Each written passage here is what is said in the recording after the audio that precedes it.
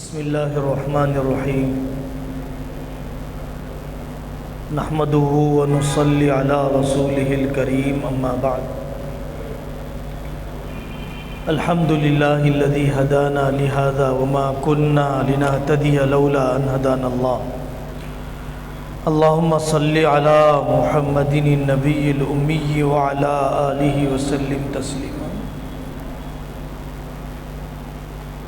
دو شخصیات کے سیاسی نظریے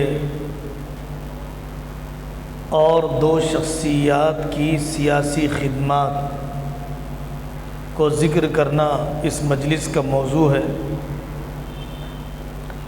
ایک حضرت امام اعظم ابو حنیفہ رحمۃ اللہ علیہ کا سیاسی نظریہ اور سیاسی خدمات،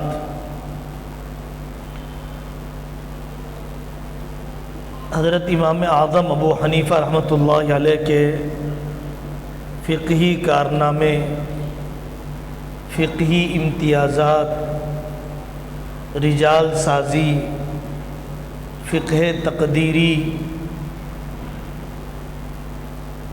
شورائی فقہ، عالمی سطح پر سب سے زیادہ مقبول چلن جس فقہ کو ملا ہے، حضرت امام صاحب رحمۃ اللہ علیہ کی زندگی کا سیاسی پہلو اصل اس مجلس کا عنوان ہے۔ حضرت مولانا مناظر حسن گیلانی رحمۃ اللہ علیہ کی کتاب ہے امام ابو حنیفہ کی سیاسی زندگی۔ ایسا معلوم ہوتا ہے حضرت امام اعظم ابو حنیفہ رحمۃ اللہ علیہ نے اصل تو تدوین فقہ اور رجال سازی کا کام اپنی زندگی کا مقصود بنایا۔ تجارت بہت بڑی تھی، اتنی بڑی تھی کہ موجودہ زمانے کی اصطلاح میں اسے ریزرو بینک کہا جا سکتا ہے۔ لوگ اتنی بڑی مقدار میں انویسٹ کرتے تھے اور حضرت امام صاحب اتنے علماء کی خدمت کرتے تھے، اتنے شاگردوں کے قدم جمائے ہیں۔ یہ ایک مستقل باب ہے ان کے حسن معاملہ کا، مستقل باب ہے ان کے حسن انتظام کا، مستقل باب ہے عالمی معیشت پر ان کی نگاہ کا۔ حضرت امام اعظم ابو حنیفہ رحمۃ اللہ علیہ نے اپنی جوانی کے دور میں عمر بن عبدالعزیز رحمۃ اللہ علیہ کے خلافت کے دور کو دیکھا، اس کے بعد بنو عباسیہ کے ظالم و جابر حکمراں فکر مند تھے بہت سارے لوگ کہ بنو عباسیہ کے ظالم اور جابر حکمرانوں سے نجات کیسے ملے یا ان کی اصلاح کی کوئی ترتیب بن جائے۔ محمد بن عبداللہ نفس زکیہ، ابراہیم نفس رضیہ اور زید بن زین العابدین، ابراہیم الصائغ، یہ چار انقلابی مجاہدین کے ذہن میں یہ نظریہ تھا کہ براہ راست ٹکراؤ ہونا چاہیے اور مسلح مقابلہ ہونا چاہیے، براہ راست ٹکراؤ ہونا چاہیے اور مسلح مقابلہ ہونا چاہیے۔ لیکن حضرت امام اعظم ابو حنیفہ رحمۃ اللہ علیہ بجلدی ٹکراؤ کے پالیسی کے قائل نہیں تھے۔ ممکنہ انتظار، اور اس وقفہ انتظار میں رجال سازی اور ٹکراؤ کا موقع آنے سے پہلے تک کے میدانوں کی قدردانی، تنظیمی وحدت، اجتماعی قوانین، وضع قوانین کا کام مکمل کرنا چاہتے تھے۔ حضرت امام صاحب رحمۃ اللہ علیہ نے ابتداءً سرًا ان مجاہدین منقلبین کا تعاون کیا، مالی امداد کی، ہمت افزائی کی، اور بعد میں سے جہراً کھل کر امت کے سامنے ان مسلح مقابلہ کرنے والوں کی حمایت کی۔ لیکن حضرت امام صاحب رحمۃ اللہ علیہ اپنی ذات کے بارے میں یہ سمجھتے تھے کہ از خود شہادت کا مقام حاصل کر لینا یہ شخصی فائدہ تو ہو سکتا ہے، ملت کا فائدہ نہیں ہو سکتا ہے۔ شخصی طور پر شہادت کا مقام حاصل کر لینا یہ ذاتی منفعت تو ہو سکتی ہے، ملت کا فائدہ نہیں ہو سکتا ہے۔ ٹھیک ہے، جائیں مر جائیں، شہادت کا مقام حاصل کر لیں۔ حضرت امام صاحب رحمۃ اللہ علیہ نے اس کے بجائے ملت کے فائدے کو پیش نظر رکھا۔ دنیا کا نظام چلانے کے لیے انتقال سے پہلے امام صاحب رحمۃ اللہ علیہ نے 1000 شاگردوں کو اور خاص 40 تلامذہ کو وصیت کی تھی کہ وضع کی گئی اس فقہ کو پورے عالم اسلام میں نافذ کرنا ہے۔ خلافت ظاہرہ پوری نہ ملی ہو، خلافت باطنہ کا استعمال تو ہو سکتا ہے۔ حضرت امام صاحب رحمۃ اللہ علیہ نے اس زمانے میں دیکھ لیا تھا، بار بار جب عہدہ قضا کی پیشکش ہو رہی تھی اور بادشاہ ان سے قضات کا کام نہیں لینا چاہتا تھا بلکہ اپنے ظالمانہ فیصلوں پر مہر لگوانا چاہتا تھا۔ یہ سب پہلو آپ محسوس کر رہے ہوں گے کہ تعلقات کے حدود کیسے ہونے چاہیے۔ حضرت امام صاحب رحمۃ اللہ علیہ نے بہت نامناسب سمجھا کہ اس عہدے قضا کو قبول کیا جائے۔ قاضی ابو یوسف رحمۃ اللہ علیہ اپنے شاگرد کو اجازت دی کہ وہ عہدے قضا کو قبول کرے اور ممکنہ اصلاح کرنے کے مواقع کی قدر کرے۔ حضرت امام صاحب رحمۃ اللہ علیہ نے مشہور عباسی جنریل حسن بن قحطبہ کا ذہن بھی بدلا، تدبیر پر تقدیر غالب آ گئی۔ حضرت امام صاحب رحمۃ اللہ علیہ کو گرفتار کیا گیا، سجدے کی حالت میں انتقال ہو گیا۔ اخیر میں بھی زبردستی کی گئی کہ آپ عہدہ قبول کیجئے۔ حضرت امام صاحب رحمۃ اللہ علیہ نے فرمایا انما ہی میتۃ واحدہ، موت تو ایک ہی مرتبہ آئے گی۔ بتلانا اس سارے مضمون میں بہت سارے پہلو ہیں۔ حضرت امام صاحب رحمۃ اللہ علیہ یا کوئی بھی شریعت کا جاننے والا ملی مسائل سے لا تعلق نہیں ہو سکتا ہے۔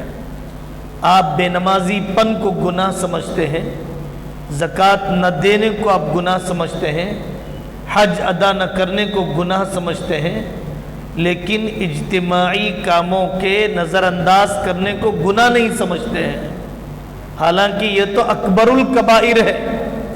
نہ جانے کتنے شعائر ہیں جو ختم ہو جائیں گے اجتماعی ذمہ داریوں میں دلچسپی نہ لینے کی وجہ سے۔ دوسرا سیاسی نظریہ حضرت شاہ ولی اللہ محدث دہلوی رحمۃ اللہ علیہ، کبھی ایسی تصویر ذہن میں آتی ہے کہ شاید کوئی گوشہ عافیت میں خلوت نشین، خلوت گاہ میں رہنے والا کوئی شخص ہوگا، لیکن حضرت شاہ ولی اللہ محدث دہلوی رحمۃ اللہ علیہ کے سیاسی نظریے پر بھی حضرت مولانا مناظر حسن گیلانی رحمۃ اللہ علیہ نے تقریباً 250 صفحات کی کتاب لکھی۔ حضرت شاہ صاحب نے پورے اپنے خانوادے کو تحریک بنایا اور اپنے چاروں بیٹوں کو 4 مشن پر کھڑا کیا۔ ترجمہ قرآن، اشاعت قرآن کی ضرورت تھی، تکمیل کی گئی۔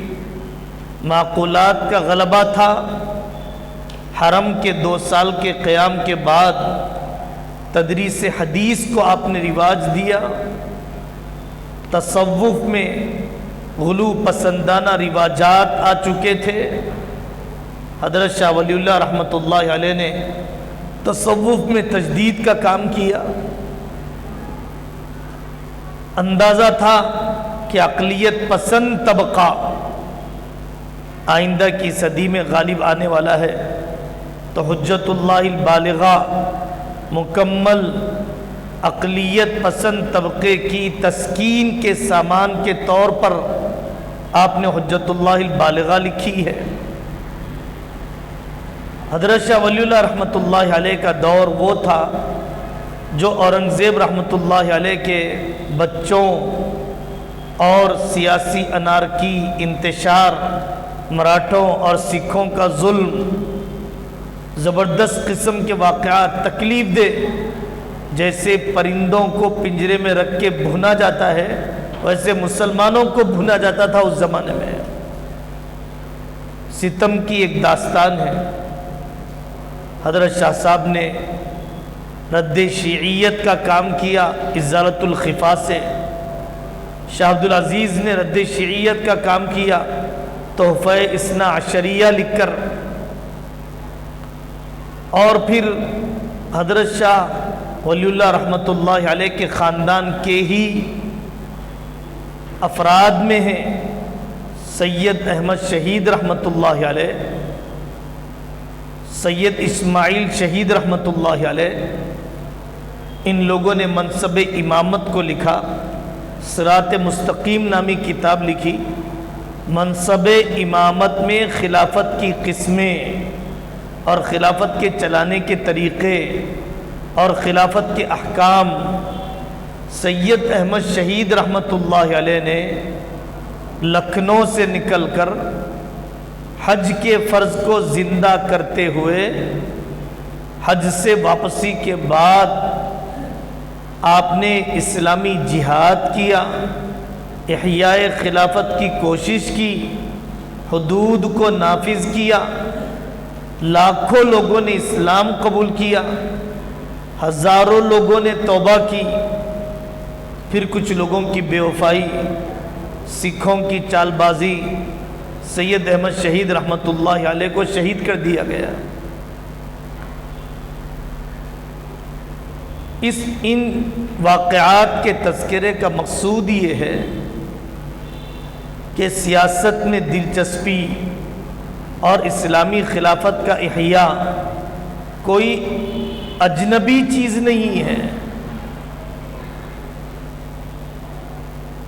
مال حاصل کرو تاکہ زکوٰۃ واجب ہو جائے، ایسا نہیں ہے۔ مال اگر آ جائے گا تو زکوٰۃ واجب ہو جائے گی۔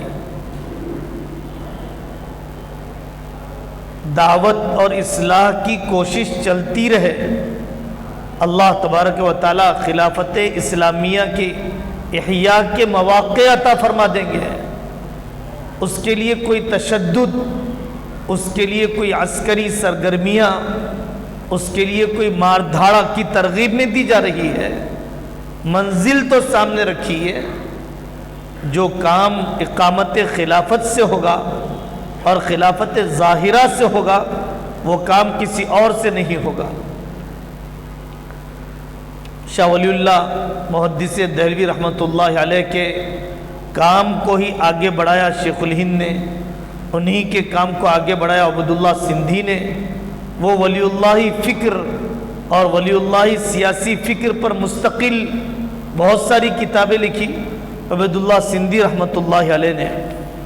تھوڑا سا زندگی کے اخیر میں فکری توازن بگڑ گیا تھا عبید اللہ سندھی رحمۃ اللہ علیہ کا، کیونکہ ریشمی رومال کی تحریک ناکام ہو گئی۔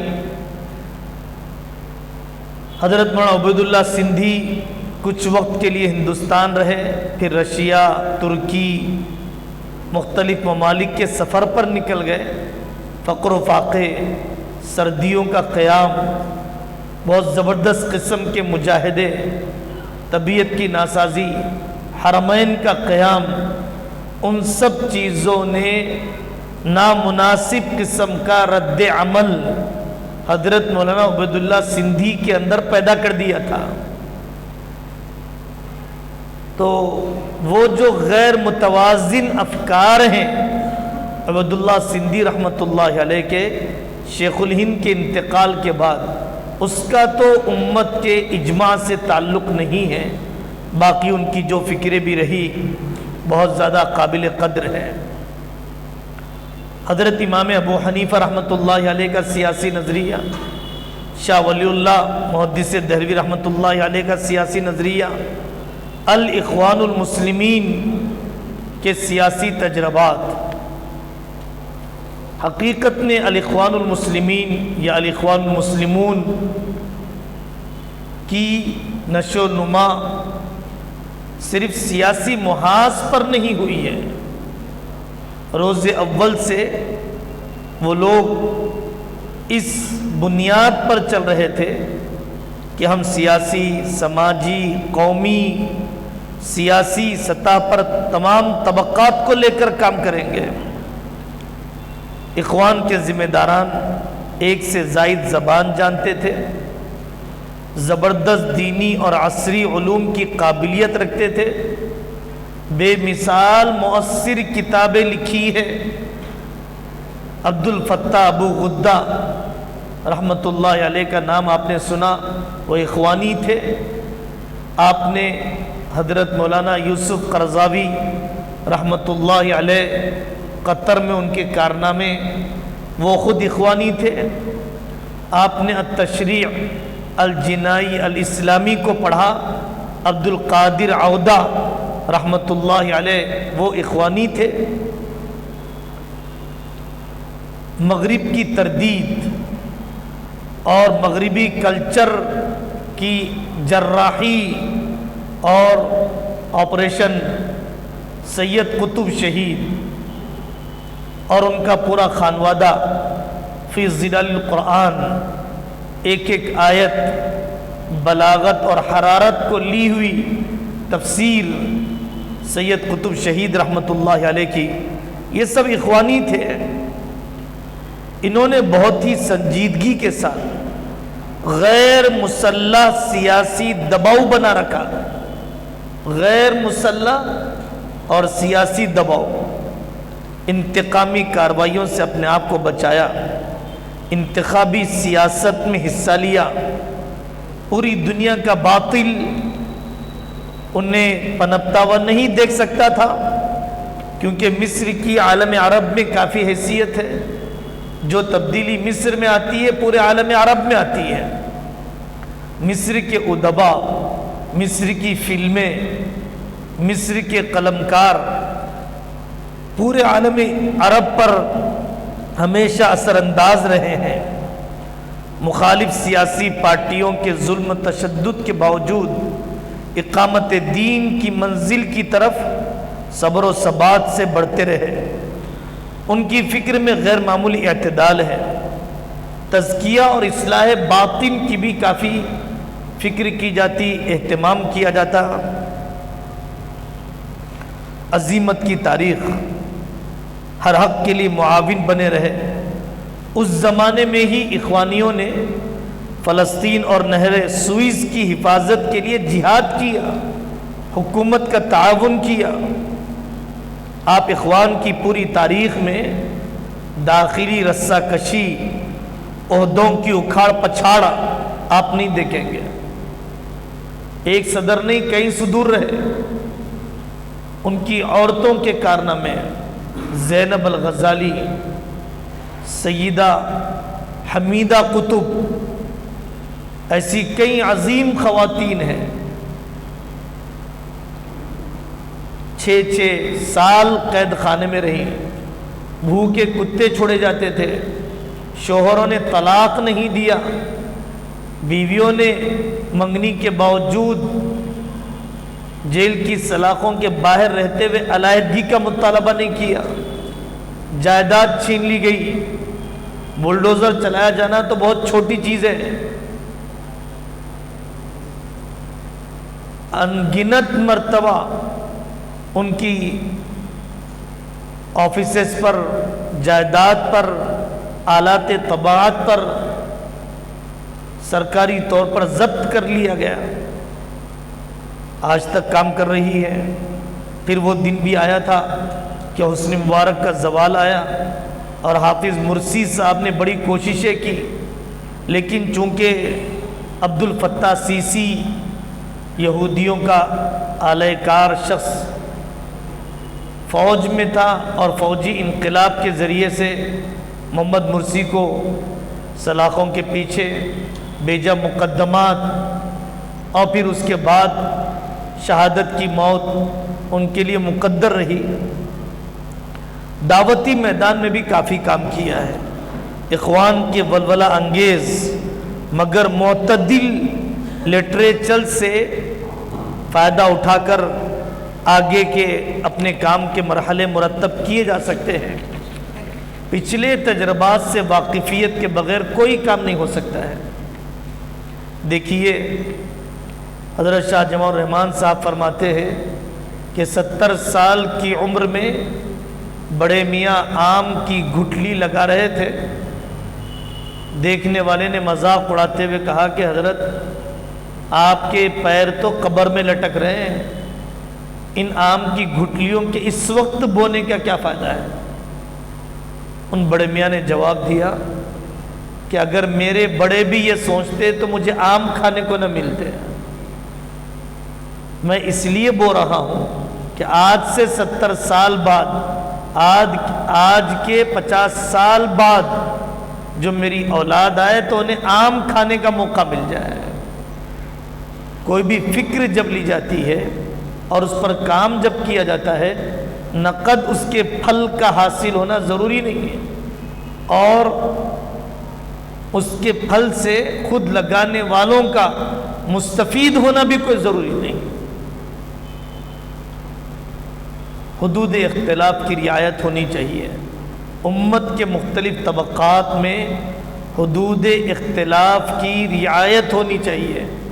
حسن البنا رحمۃ اللہ علیہ فرمایا کرتے تھے کہ علمی مناقشے کیا کرو، اور علمی مناقشے کے درمیان ہماری دلی خواہش یہ رہے گی کہ اللہ حق میرے مقابل کی زبان پر جاری کر دے۔ مشترکہ دشمن کے خلاف بہر صورت ہمیں امت کو متحد کرنا ہے۔ حدود اختلاف کی رعایت، کام کرنے والوں میں اعتماد اور اعتراف کی رعایت، مختلف مزاجوں کو نبھانے کا سلیقہ۔ بڑے ظرف والوں سے ہی بڑے کام ہوتے ہیں، کم ظرف والوں سے بڑے کام نہیں ہوتے ہیں۔ ہر حال میں حدود شریعت، ہر حال میں حدود شریعت کا پاس و لحاظ رہے، حدود کے پھلانگنے، تعدی اور تجاوز کا کوئی تصور نہ ہو۔ ایسی سیاست جو تدین کے بغیر ہو، ایسی سیاست جو دیانت کے بغیر ہو، ایسی سیاست جو فرائض کے بغیر ہو، ایسی سیاست جو عفت و پاک دامنی کے بغیر ہو، وہ شریعت کے خاتمے کا تو ذریعہ بنتی ہے، شریعت کے احیاء کا ذریعہ نہیں بنتی ہے۔ خلاصہ مجلس کے طور پر صبح سے جو مجالس چل رہی ہیں، سیاست اسلام کا ایک حصہ ہے، مشروع سیاست اسلام کا حصہ ہے۔ اہل علم کو مناسب شرائط کے ساتھ حصہ لینا چاہیے، اور اس میدان میں کام کرنے سے پہلے اپنے اکابر کے تجربات جو سیرت نبوی سے لے کر موجودہ زمانے تک دنیا کے جس حصے میں بھی سیاسی میدان میں جو تجدیدات رہی ہیں اس سے مکمل استفادہ کیا جائے۔ ہمارے اپنے ملک کے اندر کام کرنے کا طریقہ یہ ہے کہ مظلوم متحد ہو جائیں۔ کام کرنے کا طریقہ یہ ہے کہ آنے والے 24 کے الیکشن میں ہمارے اکابر کی طرف سے جو کام بتلائے جا رہے ہیں، ووٹر آئی ڈی کارڈ بنانے اور رائے دہی کا فیصد بڑھانے، ووٹ کے بٹنے سے بچانے، اور پورے انڈیا اور اتحاد اپوزیشن کی طرف سے ایک ہی نمائندے کے کھڑے کرنے پر ان کو آمادہ کیا جائے۔ ہمیں اپنے ملک میں رہتے ہوئے فسادات کے اسباب اور سد باب کو سمجھنا چاہیے۔ ہمیں اپنے ملک میں رہتے ہوئے سماجی تبدیلی، تعلیمی تبدیلی، اخلاقی بہتری لانے کے لیے جو زمینی کام ہے ان کاموں کو انجام دینا چاہیے۔